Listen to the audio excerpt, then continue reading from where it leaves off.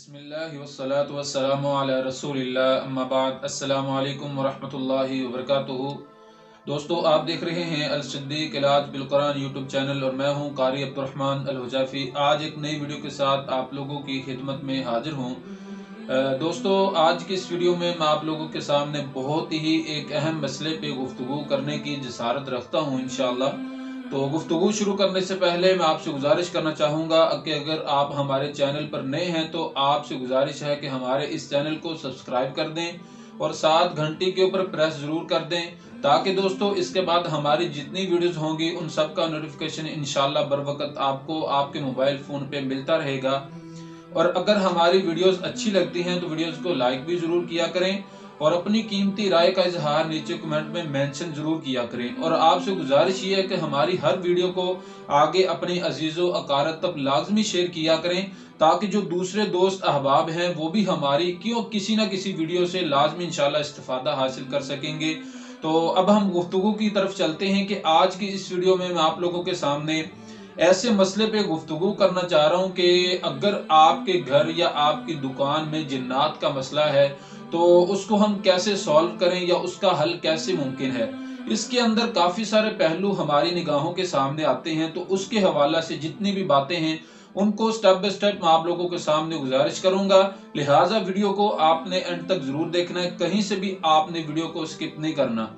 तो मेरे प्यारे दोस्तों, इसके अंदर सबसे पहली चीज हमारे सामने ये आती है कि जो जिन्नात वगैरह होते हैं इनका कब्जा अक्सर व बेशतर वीरान और बंजर इलाकों में होता है, कि जहां पे कोई भी मतलब आबादी ना हो, जहां पे वीरान इलाका हो, बंजर इलाका हो या गंदगी वाली जगह हो, या जहां पे लोग कूड़ा या कोई भी इस तरह की गंदगी वगैरह फेंकते हो, तो मुमकिन है कि वहां पे जिन्नात का कब्जा जरूर होता है या जिन्नात की रहाइश वहां पे जरूर होती है। लेकिन अगर आपके घर के अंदर या आपकी दुकान के अंदर जिन्नात का मसला है, जिन्नात हैं वहां पे उन्होंने कब्जा कर लिया है और आपको तंग करते हैं, आपको काफी ज्यादा परेशानी है, या आपने नया घर खरीदा है तो वो काफी तवील अरसे से वो पड़ा था,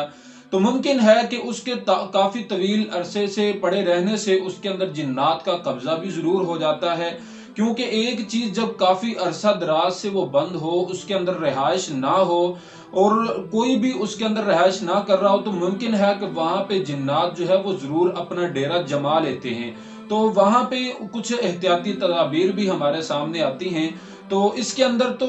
काफी सारे पहलू हमारे सामने आते हैं। तो सबसे पहले मैं दो पहलू आप लोगों के सामने गुजारिश करना चाहूंगा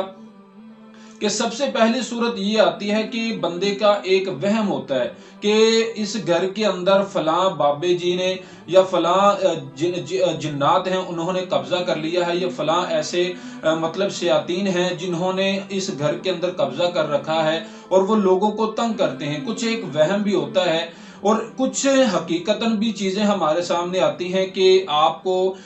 सांप की शक्ल में आपको डराते हैं या इस तरह जानवर की शक्ल में आकर आपको डराते हैं। ये तो हकीकत पर मबनी ये चीज हो जाती है, ठीक है। तो सबसे पहली सूरत पे हम बात करते हैं कि एक वहम भी होता है। उस सूरत हाल में बंदे को अपना वहम जो है उसको दूर करना चाहिए, कि अगर बंदे का वहम है तो उसको अपना दूर करना चाहिए। इसके हवाले से एक वाक़या मैं आप लोगों के सामने बयान करता हूं कि वाक़या कुछ यूं है कि हमारे कुछ साथी तबलीगी जमात वाले जो दौरे पे निकलते हैं, तबलीग करने के लिए निकलते हैं, तो वो वाक़या बयान करते हैं कि हम तबलीग के लिए जब निकले तो हमारा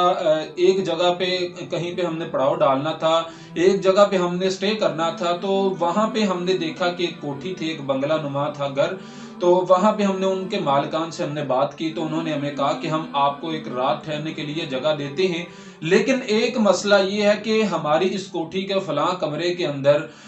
वहां पे जिन्नात का कब्जा है, वो रात को तंग करते हैं, या उनको इस तरह रात को जो भी यहाँ पे मुसाफिर आता है या कोई भी क्याम करता है तो उनको रात को परेशान करते हैं। तो वहां के इलाके के लोगों को भी ये मशहूर था कि इस कोठी के अंदर जिन्नात का कब्जा है, या जिन्नात तंग करते हैं, ये जिन्नात की रिहाइश है। तो तबलीगी जमात वाले जो साथी थे उन्होंने कहा कि हमें वही कमरे की चाबी दें जिस कमरे के अंदर ये मसला है। तो उन्होंने चाबियां ली, चाबियां लेने के बाद वहां पे उन्होंने रात क़याम किया। तो जब उन्होंने रात को क़याम किया तो वाक़यतन रात को उनको जो कमरों के अंदर जो रोशनदान होते हैं तो उनके खटखटाने की आवाज आई। तो रात के पहर में जब एक चीज के खटखटाने की आवाज आए रोशनदान के, तो यकीनन वो एक भयानक आवाज होती है, बंदा बिल्कुल डर जाता है इस चीज से।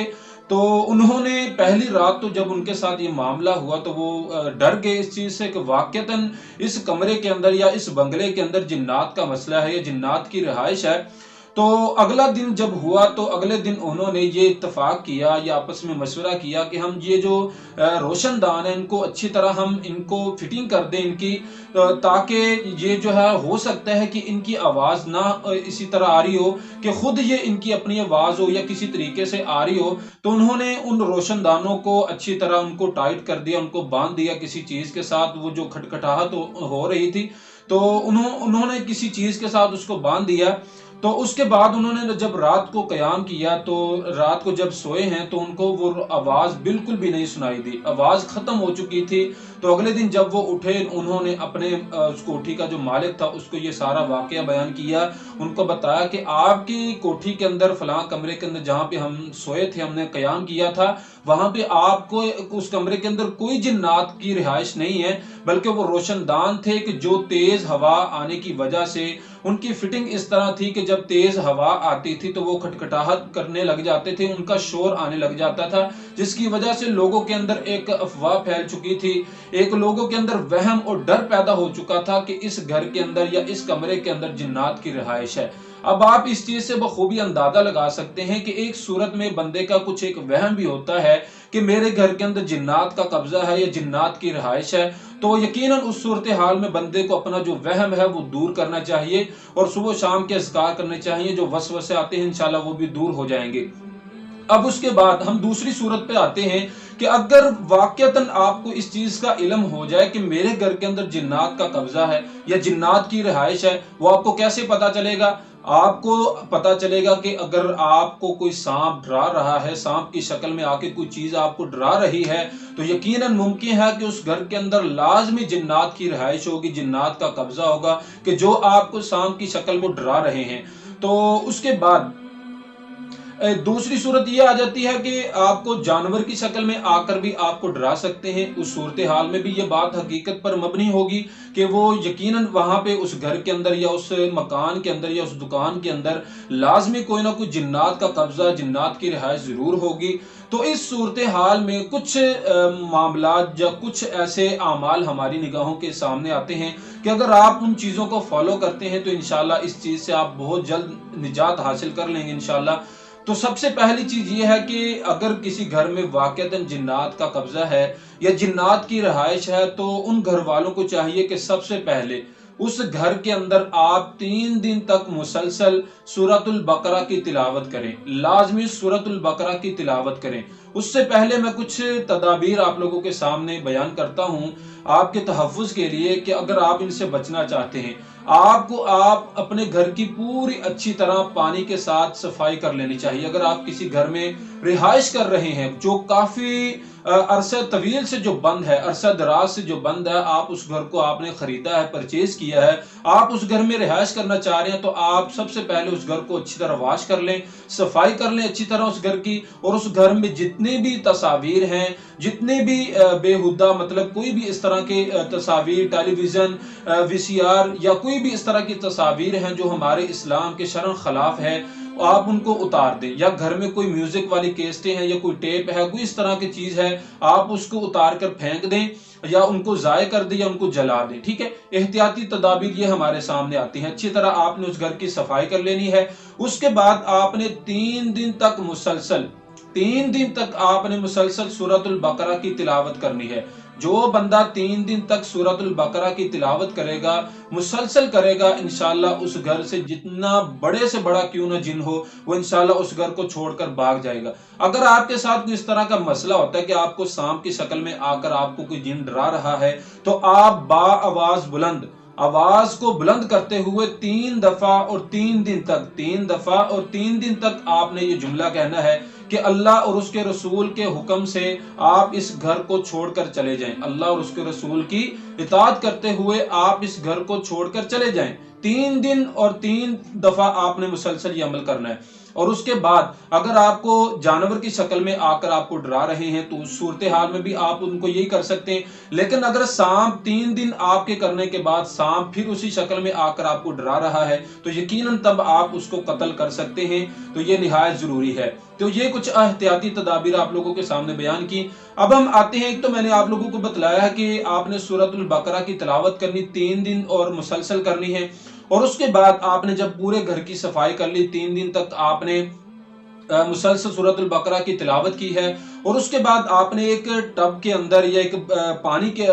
ایک برتن کے اندر آپ نے کچھ پانی لینا ہے. صاف پانی لے کر آپ نے وہاں پہ اس پانی کے اندر کچھ عطریات کو آپ نے ملا دینا ہے، خوشبو وغیرہ کو آپ نے اس پانی کے اندر ملا دینا ہے. ملانے کے بعد آپ نے سورۃ البقرہ کی پوری تلاوت آپ نے جو ہے نا وہ اس کے اوپر دم کرنی ہے، یا اگر آپ کیسٹ کی آپ مدد سے اگر آپ اس کے اوپر دم کر سکتے ہیں وہ بھی بہتر ہے. تو اس پانی کو آپ کسی شاور کی مدد سے یا آپ ہاتھوں کے ساتھ پوری دیوار کو، گھر کے اندر جتنی بھی دیواریں ہیں یا چاروں کونوں میں آپ اس پانی کے چھینٹے لگا دیں. انشاءاللہ 3 دن تک آپ اس عمل کو جاری رکھیں. اللہ کے فضل و کرم سے یہ بھی آپ کے تحفظ کے لیے بہت ہی اہم اور مجرب عمل ہے. انشاءاللہ اگر آپ اس طرح عمل کریں گے تو ممکن ہے کہ اگر آپ کے گھر میں کوئی جنات کا قبضہ ہے، کوئی اس طرح کا معاملہ ہے، ان کی رہائش ہے، تو انشاءاللہ اللہ کے فضل و کرم سے آپ کے اس عمل کے کرنے سے جن جو ہے وہ اس جگہ کو چھوڑ کر انشاءاللہ بھاگ جائے گا. اور اس کے بعد نبی صلی اللہ علیہ وسلم کی ایک اور حدیث ہمارے سامنے آتی ہے کہ جس گھر کے اندر 3 دن تک مسلسل سورۃ البقرہ کی آخری آیات جو ہیں وہ پڑھی جائیں، 3 دن تک مسلسل پڑھی جائیں، تو اس گھر سے شیطان جو ہے، جنات جو ہے وہ بھاگ جاتے ہیں. امام حاکم رحمہ اللہ تعالی نے اس حدیث کو صحیح قرار دیا ہے. تو یہ بھی حدیث ہمارے سامنے آتی ہے. اگر آپ اس عمل کو بھی کرتے ہیں تو انشاءاللہ وہ بھی آپ کے لیے بہت زیادہ فائدہ مند ہو سکتا ہے، اور آپ انشاءاللہ ایک خوشگوار زندگی آپ اس گھر میں انشاءاللہ گزار سکتے ہیں. اگر آپ اس طرح کے معاملات نہیں کریں گے تو یقیناً وہ آپ کو تنگ کرتے رہیں گے. تو ایک دن آئے گا کہ آپ اس گھر کو چھوڑ کر چلے جائیں گے اور آپ کے لیے بہت ایک ناکامی کا ایک سبب بن جائے گا. تو لہذا ہم نے جانے کی بجائے ہم نے انشاءاللہ اللہ کے فضل و کرم سے ہم نے اس طرح کے اعمال کرنے ہیں کہ اگر ہم اس طرح کے اعمال کریں گے تو ممکن ہے کہ وہ اس گھر کو چھوڑ کر وہ کہیں اور چلے جائیں گے. تو یہ کچھ اعمال تھے، یہ کچھ مسائل تھے جو میں نے آپ لوگوں کے سامنے بیان کیے ہیں. تو امید کرتا ہوں کہ آپ کو ہماری آج کی ویڈیو اچھی لگی ہوگی. ویڈیو اچھی لگی ہے تو ویڈیو کو لائک کر دیں، اور اگر ابھی تک ہمارے چینل کو سبسکرائب نہیں کیا تو جلدی سے سبسکرائب کر دیں، اور نیچے ایک اچھا سا کمنٹ بھی کر دیں تاکہ اس میں ہماری حوصلہ افزائی ہو سکے. اور اس کے بعد اگلی ویڈیو کے اندر ہم آپ لوگوں کو کچھ احتیاطی تدابیر بتلائیں گے کہ مکان اور گھر خریدنے سے پہلے آپ کو کیا کیا کرنا چاہیے. وہ کچھ احتیاطی تدابیر وہ آپ لوگوں کے سامنے انشاءاللہ اگلی ویڈیو میں آپ لوگوں کے سامنے بیان کروں گا. تب تک مجھے اجازت دیں. السلام علیکم ورحمۃ اللہ وبرکاتہ.